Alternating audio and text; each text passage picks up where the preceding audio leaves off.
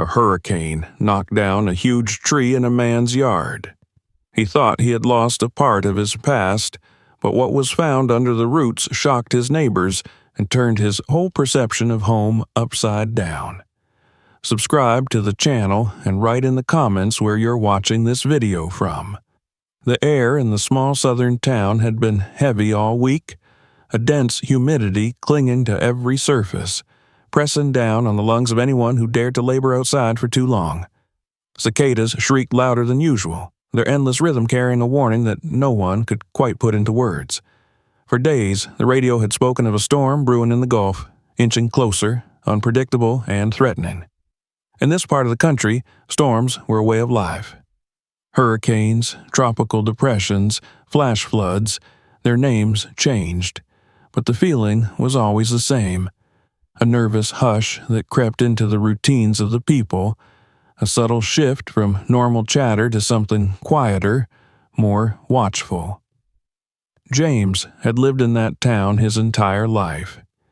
His family had been tied to the land for generations, and he often thought of the earth beneath his feet as holding the weight of their memories.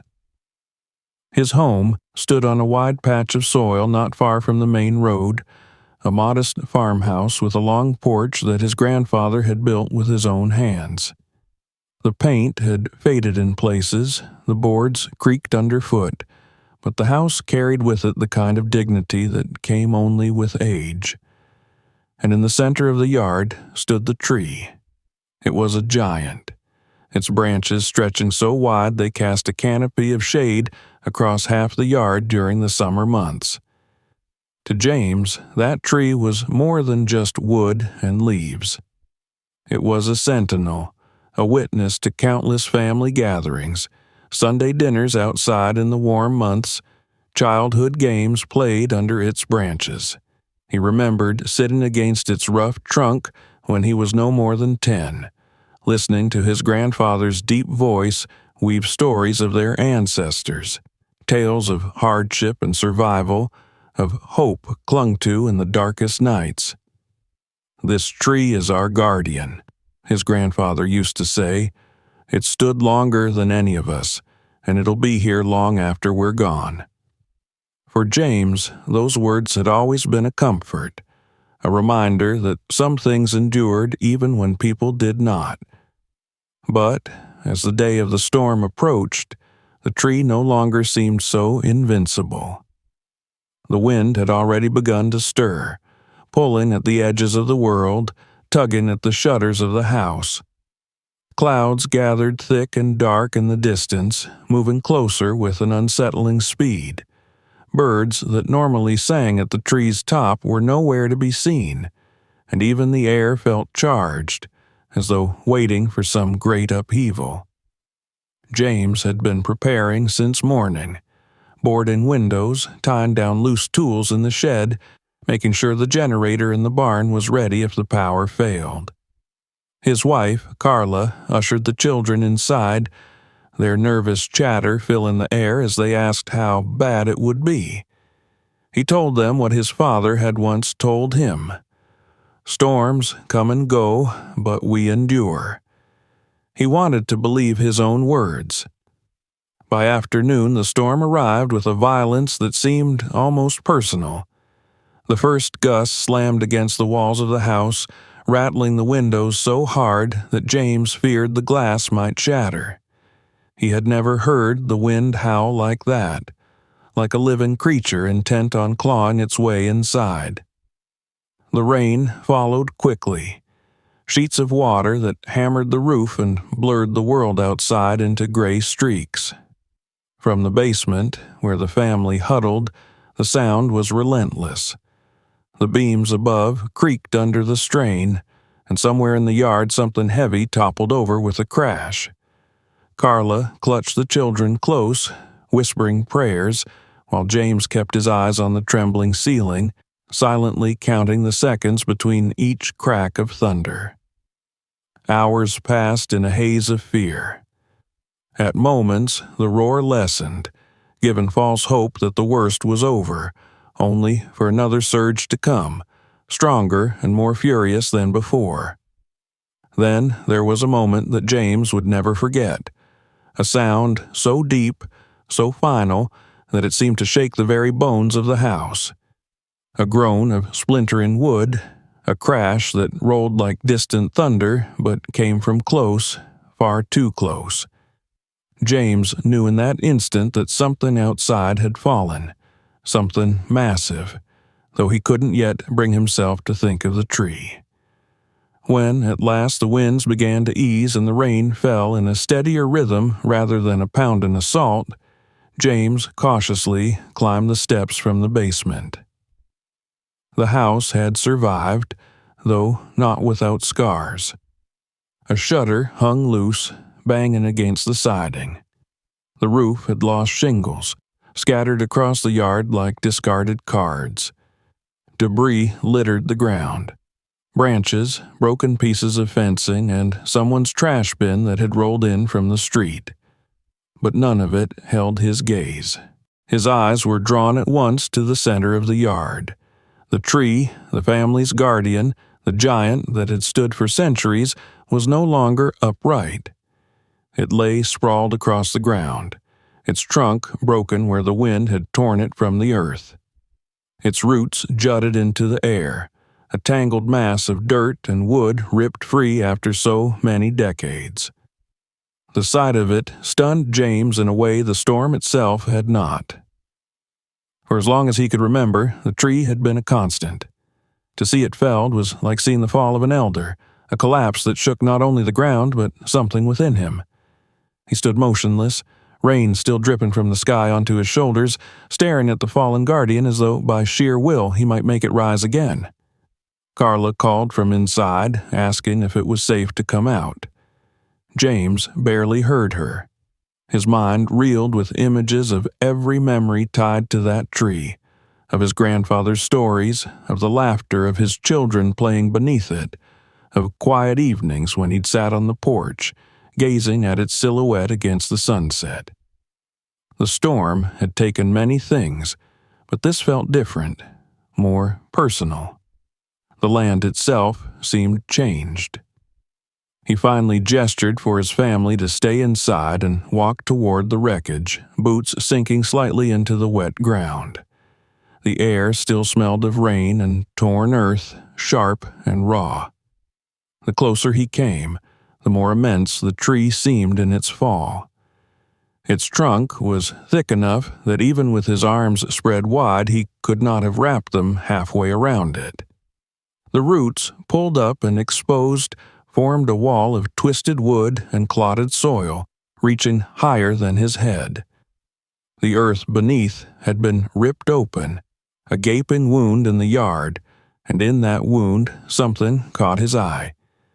At first he dismissed it as another stone, pale against the dark soil, but as he leaned closer, something within him tightened.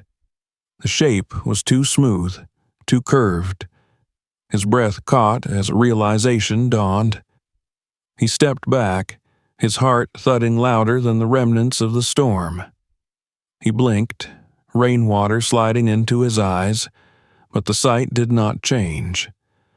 What lay beneath the roots of his family's guardian was not just earth. Something else had been resting there all along, something the storm had unearthed. James felt a chill crawl up his spine, colder than the rain.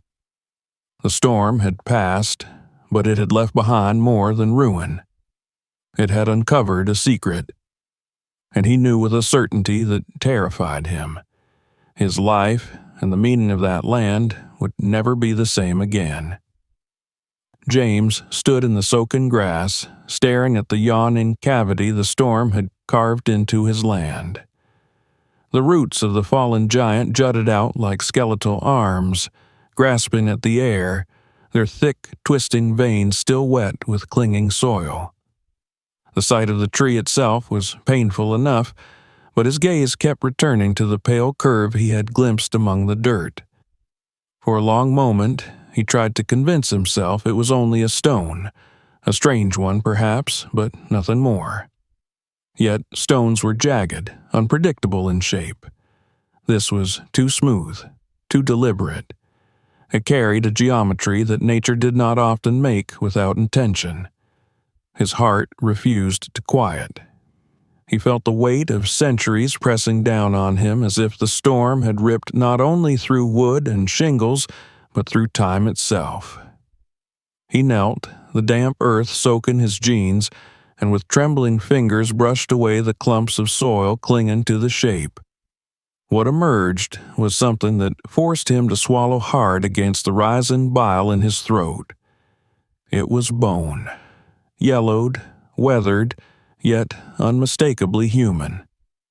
The dome of a skull peered up at him from beneath the ruined earth, tilted at an unnatural angle, the hollow suggestion of an eye socket partly revealed. For a moment, James froze, paralyzed by a rush of fear and disbelief. He jerked his hand back as though he had touched fire. The rain, still drizzling from above, tapped softly against the exposed surface of the skull, trickling down like tears. He staggered backward and almost lost his footing in the wet grass. His mind raced through explanations. Perhaps it was a trick. Perhaps this was an animal. Perhaps his eyes deceived him. But even as denial flickered in his thoughts, the truth settled with heavy inevitability. These were human remains, and they had been lying under his family's tree for God knows how long. From the porch, Carla's voice called again, asking what he was doing. He did not answer. The children had pressed their faces against the front window, their small silhouettes framed in the dim interior light, watching their father stand in the rain with the fallen roots. James lifted a hand in a gesture meant to reassure them, though his own spirit was anything but reassured. He forced his voice steady enough to shout that everything was fine, but he did not believe the words. Drawn by an impulse he could not fight, he turned back to the cavity and began scraping at the soil again, pulling handfuls of wet earth away despite the mud caking beneath his nails. Piece by piece, more of the form emerged. He uncovered a fragment of jawbone, then the faint arc of ribs still half buried in the clotted darkness. The shape of a human body slowly took form in the shadow of the roots. His breath grew ragged. This was not just one fragment of bone left by chance. This was a person. Someone had been laid here, covered by soil, forgotten beneath the very tree his grandfather had called their guardian. The air seemed heavier, charged with a silence broken only by the dripping of rainwater. The tree, that towering symbol of permanence, had been rooted in death all along. The realization rattled James to his core. He thought of the countless times he had played hide-and-seek at its base as a child, of the picnics spread beneath its shade, of the afternoons when he had leaned against its trunk with his own children nestled at his side. All those moments now felt haunted, as though laughter had been echoing over a grave. He pressed a hand to his forehead, struggling to gather his thoughts. Every instinct screamed that he should stop, that he should step away and call the authorities at once. Yet curiosity, dark and insistent, tugged at him. Something compelled him to look deeper, as if the storm had not only exposed the bones, but demanded that he bear witness. He reached again into the earth and felt something cold and hard beneath his fingers. He pulled it free, and what he saw sent another shiver running down his spine. It was a fragment of iron, twisted with age, but its shape was unmistakable. A shackle, the rusted remnant of a chain link still clinging to it. James held it in his palm, rainwater washing the grime away until the cruel form of it gleamed faintly. His chest tightened. These were not just remains. They were remains bound to history, to a story of suffering and violence that he had never wanted to imagine living so close to. He dropped the shackle as though it burned him and stumbled back once more. The iron sank into the mud with a dull thud. Images filled his mind unbidden. Men in fields, overseers with whips, voices crying in the night. He tried to shove them aside, but they clung stubbornly, refusing to be dismissed. He felt the past reaching for him through the soil, whispering truths his family had never told, truths the town perhaps had chosen to forget. He looked again at the skull, its hollow eyes gazing sightlessly at the storm-torn sky, and felt a wave of grief for a man whose name he would likely never know. Carla stepped onto the porch then, her figure framed by the broken stormlight. She called his name once more firmly this time. James turned, and though she could not yet see what he had uncovered, something in his expression silenced her. She wrapped her shawl tighter around her shoulders, sensing without words that something profound and terrible had been revealed.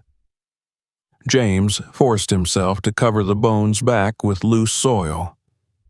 He knew he could not leave them bare to the rain, not with the children watching from the window, not with the weight of eyes, real or imagined, upon him. As he pushed the dirt over the skull once more, he whispered an apology he did not fully understand. Then he rose and walked back toward the porch, his steps heavy, his heart heavier still. Inside, the house smelled of damp clothes and fear. Carla asked again what he had found, but James only shook his head and muttered that he would explain later. He needed time, space, silence to make sense of it. The children clung to him, sensing his unease, and he kissed their heads absent-mindedly, all the while his thoughts circling back to the cavity in the earth. That night, he barely slept. Each time he closed his eyes, he saw the pale dome of the skull, the cruel twist of rusted iron. The storm had torn apart more than wood and branches. It had stripped away the veil of the ordinary and revealed the truth buried for generations. James lay awake, listening to the faint dripping of water from the eaves, and with every sound he felt as though the house itself was reminding him of what he had seen. By morning, his decision was made. He could not ignore what lay beneath his tree. The land had chosen this moment, perhaps, to tell its story. The storm had ripped away the silence of centuries, and James, whether he wanted it or not, was now a part of that story. The secret beneath the roots would not stay hidden any longer. Morning light crept across the wet land with a dim and washed-out pallor, as though the world itself still carried the bruises of the storm. The sky was heavy with clouds, bruised gray and purple, and the air was saturated with the scent of overturned earth and damp leaves. James sat at the edge of his bed, elbows on his knees, head bowed, listening to the house wake slowly around him. The children whispered in the kitchen, their voices careful, almost cautious, as if they too sensed that something had shifted in their lives. Carla moved quietly, the scrape of a chair, the clink of a cup on the table, every sound magnified by the silence between them. James had not slept, and every time he had closed his eyes, the pale curve of the skull had reappeared with dreadful clarity. The image of the rusted iron shackle haunted him no less, searing itself into his mind until he felt he could still feel the cold metal pressed against his palm. No dream or fleeting vision, no accident of imagination. It was real, and it was buried in his yard. He rose from the bed with a weight in his chest heavier than the storm clouds outside and knew he could not leave it concealed. Something inside him demanded he confront it again. By mid-morning, when the drizzle had slowed to a thin mist, he walked back out to the fallen giant. The tree sprawled across the yard like the carcass of some ancient beast, its limbs broken, its roots jutting upward like twisted ribs. The sight still struck him like a blow, for it was impossible to look at the ruin without remembering the living shadow that had once stretched over this yard, Yet, what troubled him more was not the tree itself, but what it had revealed when it fell. The ground around the cavity was damp and soft. The mud clung to his boots as he crouched near the place where he had seen the skull. His hands shook slightly as he brushed away the loose soil that he had clumsily piled back the night before. The earth yielded easily, and soon the pale surface reappeared. A shudder passed through him, but he forced himself to continue, scraping carefully, pulling back more layers of dirt. What emerged was undeniable now, the full outline of a body, curled awkwardly, half collapsed under centuries of weight. The bones were stained by earth, brittle yet eerily intact. The curve of the ribs protruded through the soil like the slats of a broken cage. The arms were drawn in, bent at unnatural angles, and in the hollow where hands should have been lay another fragment of iron. This time, James did not recoil but stared at it with growing horror. A cuff, broken but unmistakable, was still fastened loosely around one bone of the wrist. The image carved itself into his mind. A man, shackled, cast into the earth like refuse. A man who had not died in peace, but in bondage. James's breath quickened. He looked away for a moment, pressing his palms hard against his knees as if grounding himself. His grandfather's words echoed back. "This tree is our guardian. It will be here long after we're gone." But what kind of guardian grew from such soil? He straightened and wiped his dirty hands against his jeans, his chest taut with anger and sorrow. The thought that his family's land had held such a secret made him feel suddenly like a trespasser in his own yard, as though he had been living all his life upon a grave he had no right to claim. Memories of childhood games, of warm summers beneath the tree's shade, curdled inside him, stained now by the realization that laughter had risen over a body that had known nothing of peace. When Carla came to the doorway of the house, shielding her eyes from the pale light, James saw her expression tighten as she realized he had been digging again. She walked out slowly, her face pale, lips pressed together. "You can't keep looking," she said softly, though her voice carried an edge of fear. "James, the children don't need to see you like this. Call the police. Call someone." He looked up at her, unable to answer at once. The urge to keep uncovering, to keep peeling back the layers of silence burned inside him, yet at the same time he knew she was right. This was bigger than him. He could not pretend it away, nor could he handle it alone. His throat worked as he forced out words, saying that he would call, but first he needed a moment. He needed to see, to understand what exactly had been revealed. He turned back once more, and as his eyes fell on the bones, another object caught his attention. Lodged in the dirt near the rib cage, half hidden by soil, was a small remnant of fabric. He leaned down, brushed carefully at it, and revealed a piece of cloth so fragile it nearly crumbled at his touch. The fibers were coarse, dyed long ago, but now faded to dull shades of brown and gray.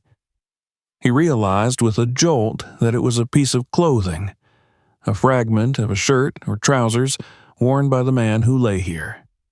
It had endured the centuries alongside him, mute testimony to the life he once lived. James's breath hitched. This was no accident, no body carelessly lost. This was someone discarded deliberately, a life that had been cut short and hidden under the soil as though it were nothing. The tree, planted later, had grown its roots around him, wrapping the secret tightly until the storm ripped it open. And now James stood witness to it all, bound to the story whether he wanted it or not. He sat back on his heels, his clothes damp and filthy, and stared at the remains. For a moment he thought he heard something, the faintest whisper, the suggestion of a voice carried on the breeze. He told himself it was only the wind stirring through the jagged branches, but the sensation lingered. It was as if the earth itself demanded to be heard, as though silence could no longer endure. That evening, when the authorities were finally called, James said little of what he had seen beyond the obvious. He told them there were bones, that they should come quickly, that the storm had unearthed something in his yard. He left out the shackles, the fabric, the haunted impressions that would not leave him. He was not sure yet why he did. Perhaps it was shame, perhaps fear, perhaps the sense that some truths belonged first to him before they were given to the world. But deep within he knew this was only the beginning. The bones, the iron, the fabric, each fragment whispered of a larger story. The past had not been buried forever. It had been waiting, patient and unyielding, until the storm tore the earth apart and laid it bare. And James, for better or worse, was now chosen to face it. By the time the authorities arrived, the light was fading into the pale dusk of a storm-worn sky, and the yard looked like a battlefield. The tree still sprawled across the ground like a defeated giant, its limbs shattered and torn, while the cavity at its roots seemed almost to gape wider with every passing hour, as though the earth itself wanted to keep nothing hidden any longer. James stood near the porch, mud caked up his jeans and under his nails, while Carla kept the children inside, away from the scene, their wide eyes peering anxiously through the curtains. When the police cars pulled into the driveway, their flashing lights briefly painted the ruined landscape in red and blue, and for a fleeting moment, James felt as though he were standing at the edge of a crime scene that had waited centuries to be discovered. 2 officers stepped out, their boots crunching on gravel, followed by a third man in plain clothes who carried the weight of experience in the lines around his eyes. They greeted James with calm professionalism, but there was a guarded tone in their voices as they asked him to explain. He found himself recounting the discovery in halting sentences, his voice low, almost reverent, as if speaking too loudly might disturb the fragile remains still embedded in the soil. The officers listened without interruption, though one of them cast an incredulous glance toward the gaping roots when James mentioned bones. They moved cautiously to the side, flashlights cutting through the growing gloom. When the beam of light struck the pale curve of the skull, no further words were necessary. The younger officer stiffened, his hand tightening around the grip of his light, while the older one knelt slowly, studying the exposed bones with a frown of both curiosity and unease. For several moments, the 3 men stood in silence, the only sound the drip of rainwater still falling from the tree's splintered branches. Then the man in plain clothes, who introduced himself as Detective Harris, straightened and said they would need to secure the area and call for specialists. Within an hour, more vehicles had arrived, an unmarked van carrying crime scene technicians and, later, a pair of archaeologists from the nearest university, summoned when the age of the remains became evident. Floodlights were set up in the yard, washing the scene in stark, artificial light that cast deep shadows across the fallen roots. James watched from the porch, arms folded tightly across his chest, as gloved hands carefully brushed away earth, as cameras clicked and the dull murmur of professional voices filled the night. What had been his private revelation now belonged to strangers, dissected by procedure and protocol. Yet he could not bring himself to feel possessive. The sight of those bones, exposed under the scrutiny of bright lamps, felt like a burden too heavy for him alone. The lead archaeologist, a woman with sharp eyes and a steady voice who introduced herself as Dr. Miller, crouched near the remains with a reverence that reminded James of a priest at a graveside. She directed the technicians with quiet authority, instructing them to clear soil slowly to preserve the context of every fragment. As more of the skeleton emerged, she began to narrate her observations in calm, clinical tones that nonetheless carried an undercurrent of awe. The body was that of a man, young, perhaps no more than 25 at the time of death. His bones were tall, lean, with joints that bore the marks of hard labor. She gestured toward the ribs where breaks had long since healed into crooked scars. She noted the length of the femur, remarking on his unusual height for someone of his apparent age and era. Then she paused, pointing to the wrist where the rusted cuff still clung. The technicians shifted uneasily, the glint of metal under the floodlights impossible to mistake. A murmur passed through the gathered professionals, and James felt his throat tighten. The archaeologist confirmed what he already knew, but dreaded to hear spoken aloud. The man had been shackled, restrained in life or in death. The cuff was not an accidental relic, but a deliberate binding. Detective Harris crouched beside her, his weathered face drawn into a grim line. He asked about cause of death, about how long the body might have lain there, but Dr. Miller was cautious. Age estimates could be made, but without carbon dating they were only guesses. Still, she spoke with conviction that the remains were not recent. The condition of the bones, the style of the iron, the depth at which the body had been buried, all pointed to a time at least a century, perhaps two, in the past. The technicians uncovered more, and James felt his stomach churn as he saw the damage that told of violence. The ribs bore clean punctures, narrow and deliberate, the unmistakable marks of stabbing. The skull showed a fracture at the temple, a blow from some blunt object.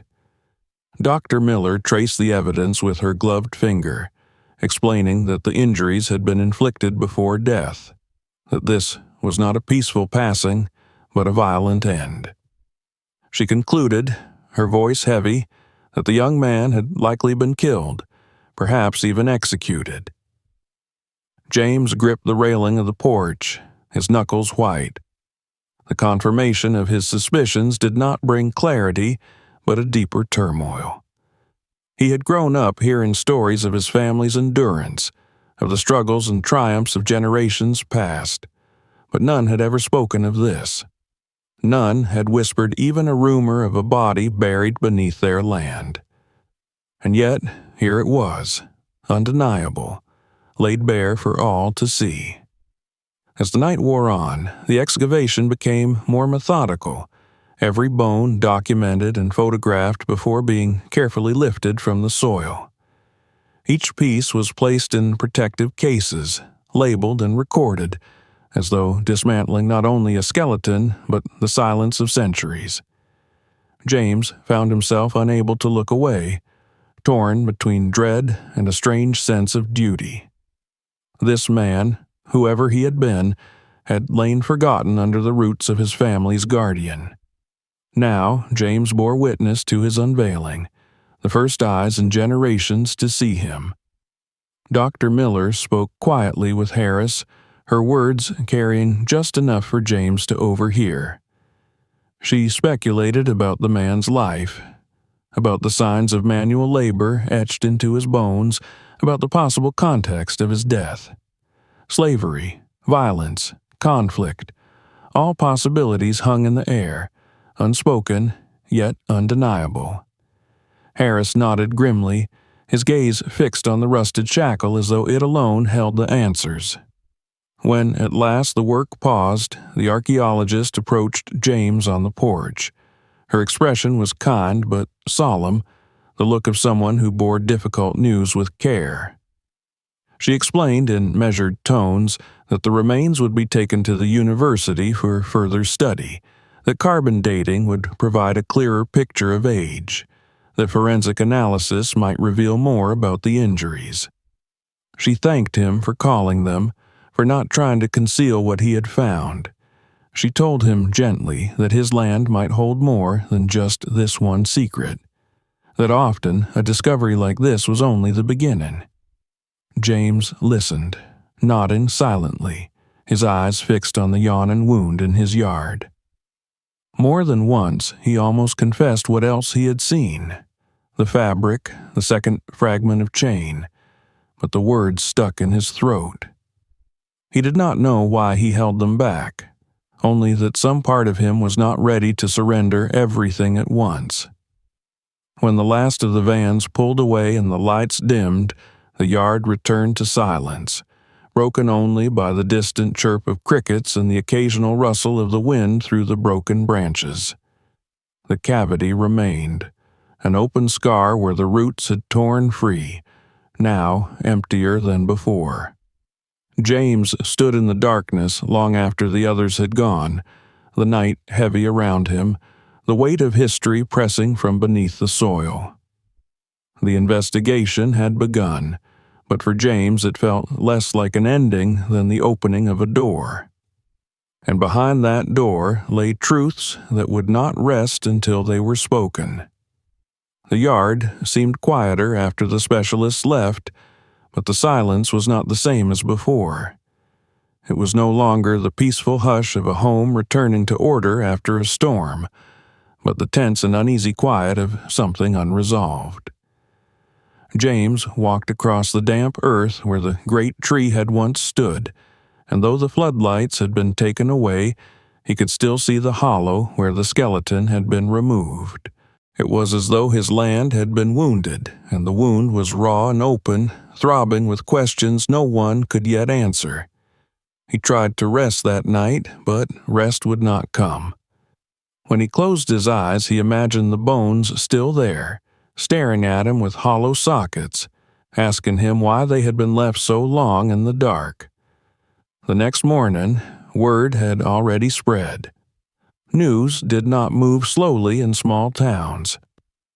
By the time James stepped outside to collect the newspaper from the edge of the driveway, a neighbor passing on the road slowed his truck and called out, asking if it was true that a body had been found on his property. James nodded once, and that was enough. By noon, the grocery store buzzed with whispers, the church congregation hummed with speculation, and by evening, the old men who gathered outside the diner were retelling the discovery as though they had each been standing there beside James when the soil split open. At first, the talk was simple curiosity. Some said it must have been an accident, some poor farmer buried by a collapsed barn or caught in a flood long before records were kept. But it didn't take long for darker theories to emerge, for memories, half remembered, half invented, to rise to the surface. James was not surprised when the first rumors tied the remains to slavery. This was the South, after all, and the soil here was thick with history, some of it bitter, some of it deliberately forgotten. Old men spoke of stories their fathers had told them, whispers of runaway slaves hunted through fields at night, of violence carried out in secret when the law looked the other way. A woman who had lived in the town her whole life told her daughter she remembered her grandmother warning children not to play near the big tree on James's land, saying it grew from cursed ground. Another insisted there had once been a plantation overseer known for his cruelty, who had vanished suddenly with no explanation, leaving behind questions that were never answered. The more people talked, the more the tale grew. Some believed the skeleton was that of a runaway who had been caught and killed, his body hidden in haste to prevent discovery. Others claimed it might have been one of the overseers themselves, murdered by those he had tormented, his end buried under the same soil where he had spilled blood. Each theory was passed along as fact by the time it reached the next set of ears, until James felt surrounded by a chorus of contradictions. At the diner one evening, he sat at the counter while voices rose behind him. Men who had worked the same soil for decades spoke with certainty, saying they remembered their own parents telling them never to walk past the land after dark. One leaned in close to another, whispering that it had always been known that something lay beneath that tree, that no good ever came from ground that swallowed roots so deep. James clenched his hands together and kept his eyes fixed on his coffee, listening though he wished he could close his ears. The rumors did not stop at slavery or murder. Soon the talk turned to hauntings, to curses, to the belief that the tree itself had been an unholy thing, drawing strength from the body that lay beneath it. Children in the neighborhood began daring one another to run up to James's yard at night and touch the roots of the fallen giant, then flee shrieking into the dark. Mothers warned them away, but the thrill of danger was too strong. More than once, James stepped outside in the evening to see small figures darting away, their laughter carrying on the wind. It weighed on him more heavily than he let anyone know. He heard the stories and felt the burden of them pressing against his chest. The people of the town treated the discovery as if it belonged to everyone, as if they each had a right to weave their own interpretation into the fabric of what had been unearthed. But for James, it was different. The body had lain beneath his land, beneath his tree, beneath the roots that had shaded his family for generations.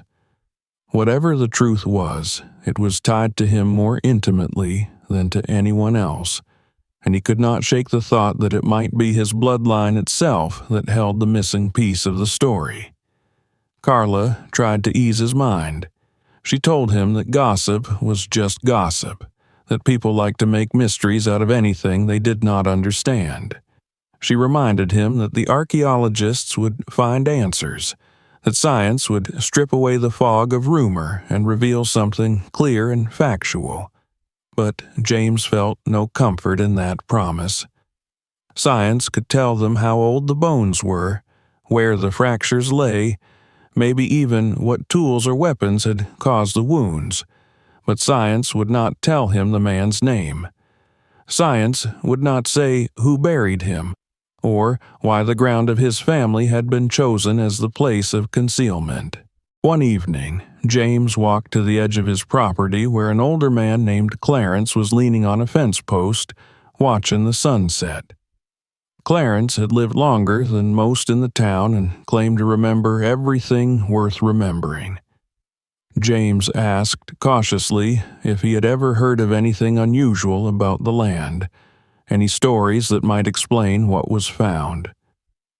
The old man nodded slowly, chewing on the inside of his cheek before answering. He said his father used to tell him about a night long ago when a wagon had come through town with no lanterns lit, moving quietly down the dirt road toward the fields. The next morning, people whispered of screams carried on the wind, and then nothing more. No one ever proved anything, and no one wanted to ask too many questions.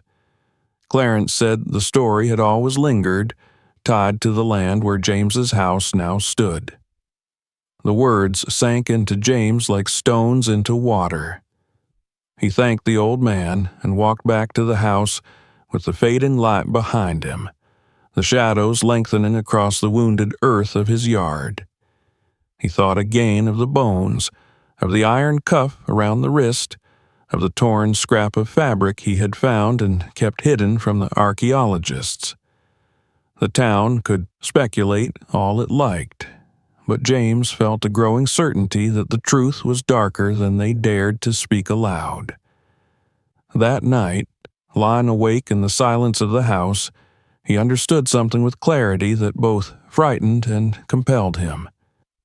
The rumors were not enough. The legends were not enough. The truth was here, buried deeper than the archaeologists had yet dug, and tied in some way to his own blood.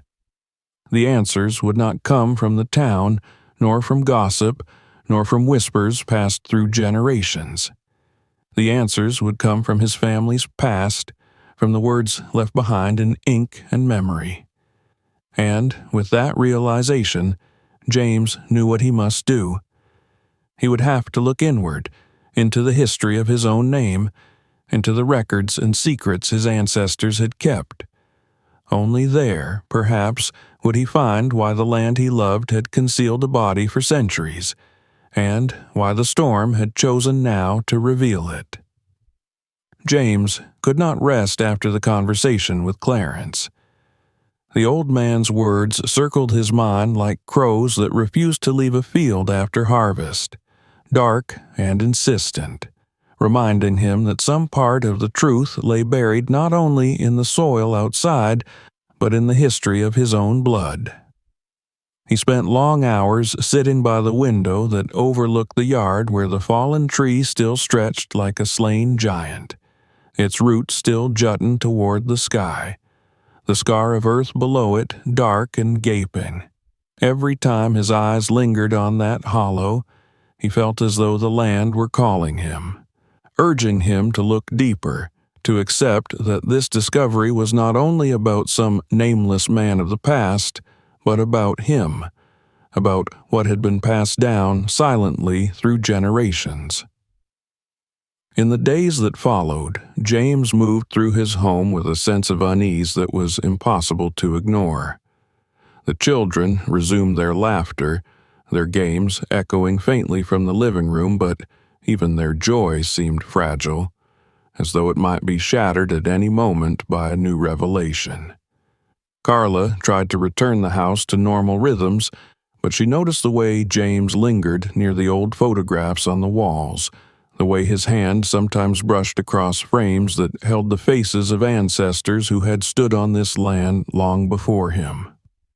At night, she tried to comfort him, telling him that the experts would uncover answers, that the past could not harm them now. But James no longer believed the past could be kept separate from the present. It was on one of these nights, restless and unable to sleep, that James remembered the old cedar chest in the attic. It had been his grandfather's, a heavy, battered thing that smelled of cedar wood and dust, filled with papers and keepsakes that no one had opened in years. His father had told him once that it contained records of the family, letters and journals dating back to the 19th century, but James had never thought much of it. Now, with the town whispering, with the ground outside speaking its own silent truths, he felt compelled to open it. The attic was warm and musty, the air thick with the scent of wood and forgotten time. He pulled the chain of the single light bulb and watched its glow reveal the outlines of boxes and trunks. The cedar chest sat against the far wall, draped in a faded quilt his grandmother had made. Dust rose as he pulled it aside, and when he pressed the iron latch, the sound of it clicking open was louder than he expected, as though the chest itself had been waiting to be disturbed. Inside were stacks of yellowed papers, old photographs curled at the edges, letters tied with string. James sifted through them slowly, reverently, as though each page might crumble under the weight of his touch. At first he found ordinary things, receipts for livestock, deeds to parcels of land, photographs of stiff-faced men and women in clothes of another era. But deeper into the chest, he found a small, leather-bound book, its cover cracked with age, its pages faintly stained. When he opened it, his grandfather's handwriting filled the first page, but the entries grew older as he turned further back. The ink darkened and faded again, the language more formal, the handwriting less familiar. It was not one diary, but a collection, a family record passed from one hand to another. As he read, James felt the years fold around him, the voices of his ancestors whispering through the lines. They spoke of crops and droughts, of children born and lost, of wars that came and went. But buried among the mundane was a passage that stopped him cold. It was written in the hand of a man he understood to be his great-grandfather, dated in the mid-1800s.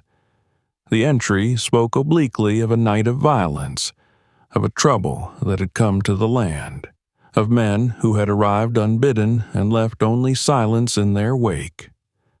The words were careful, hesitant, as though the writer feared what might happen if they were read by another.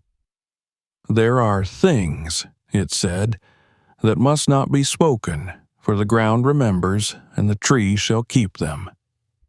James's breath caught as he read those words again and again. The ground remembers. The tree shall keep them.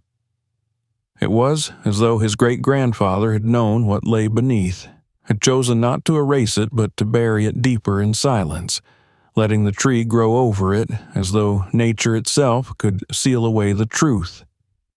His hand trembled as he turned another page, and there the hints grew sharper. The entry spoke of a man, unnamed, who had been put to rest beneath the roots. It spoke of fear, of shame, of the need to protect the family from the consequences of what had happened.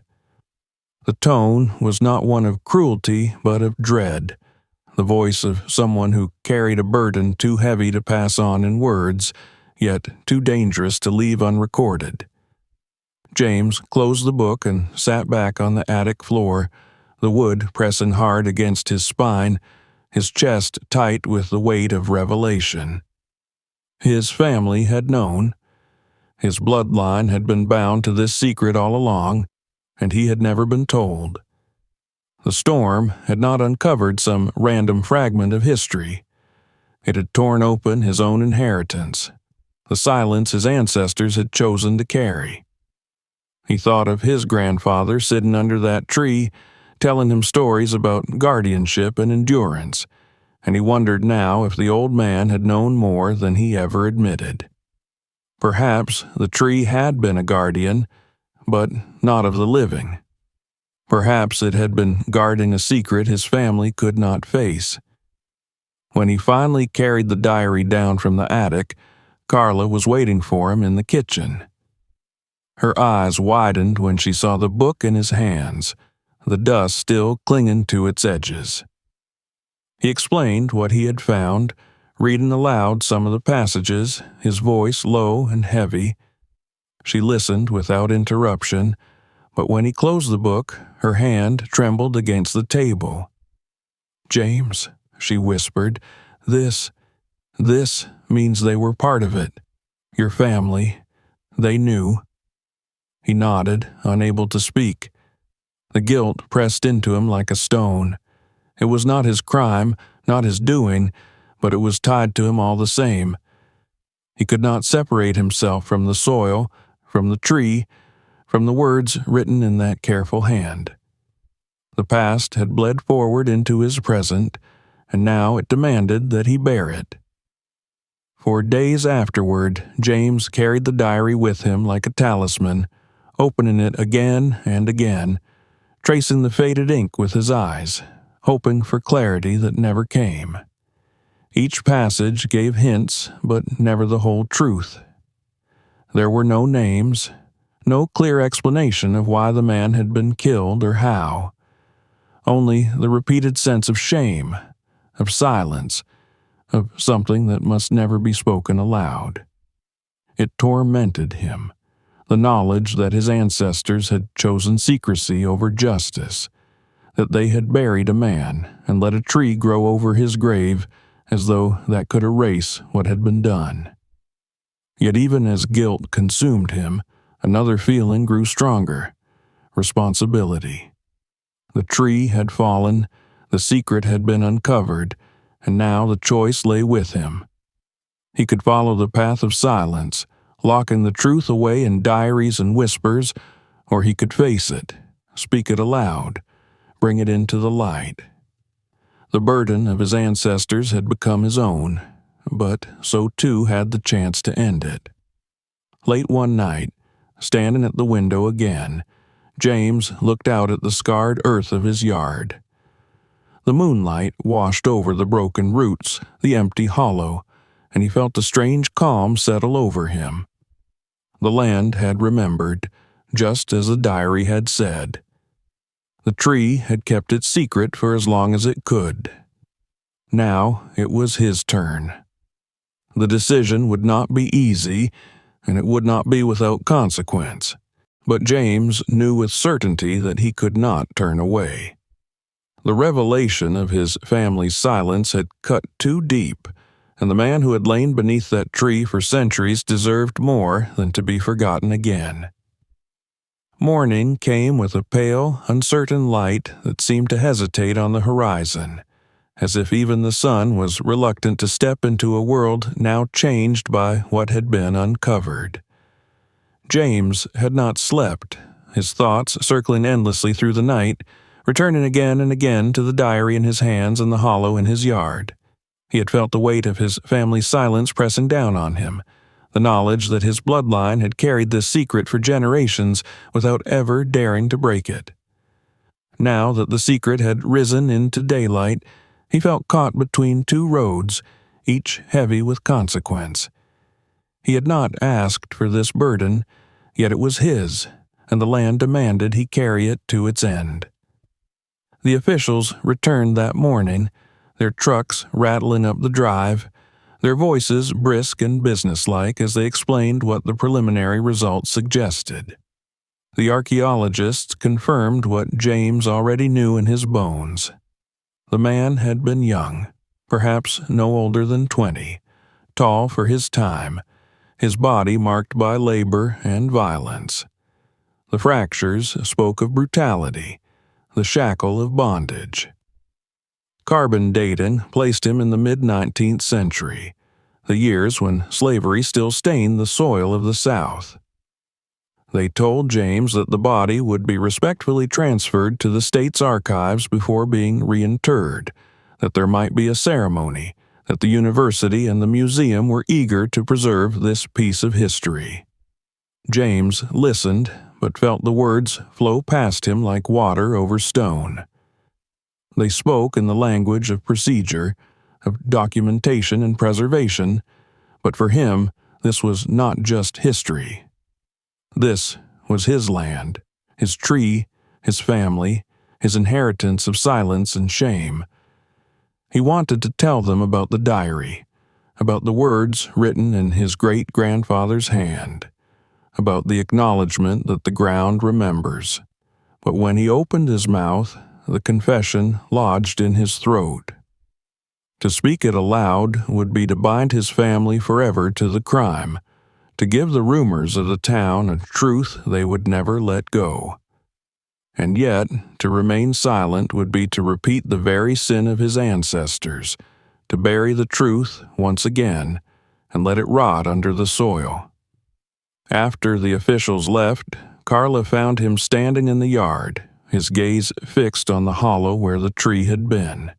She placed a hand on his arm and asked him what he would do.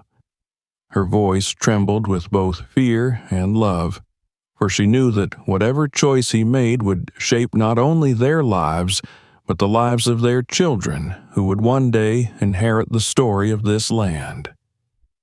James looked into her eyes and saw reflected there the same question he had been asking himself since the moment he first touched the skull. What is the price of truth, and what is the cost of silence? That evening, the pastor from the local church came to visit. Word of the discovery had spread beyond the town, and many now spoke of memorials, of recognition, of confronting the past. The pastor urged James to let the story be told, to allow the man who had been hidden beneath the roots to finally have a voice. He spoke of reconciliation, of healing, of the power of truth to free the living as well as honor the dead. James listened in silence, his hands folded tightly together, the diary hidden in a drawer behind him. When the pastor left, the house grew quiet again. The children had gone to bed, their soft breathing filling the upper rooms, innocent of the weight their father carried. Carla sat at the table, her face drawn, watching him as though she knew he stood at the edge of a decision that would mark them forever. James rose without a word and went to the drawer, pulling out the diary. He laid it on the table between them, its cracked leather cover whispering of generations past. He opened it to the passage he had read again and again, the one that said, "The ground remembers."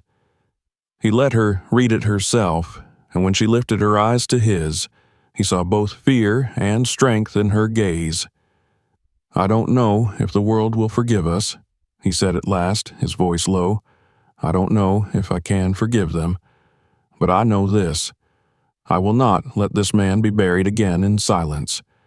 My children will not inherit this burden of pretending. If the ground remembers, then so must we." Carla reached across the table and took his hand, and in that moment, though the fear did not leave them, James felt a clarity settle over him. He would go to the officials. He would give them the diary. He would tell them what he had found, what his family had hidden. The truth would be spoken, and whatever shame or anger it brought, he would carry it openly rather than lock it away. The next morning, he walked with the diary in his hands to the office of the detective who had overseen the investigation. His steps felt heavy, as though the earth itself resisted him, but he did not stop. When he arrived, he laid the diary on the desk and told Harris what it contained.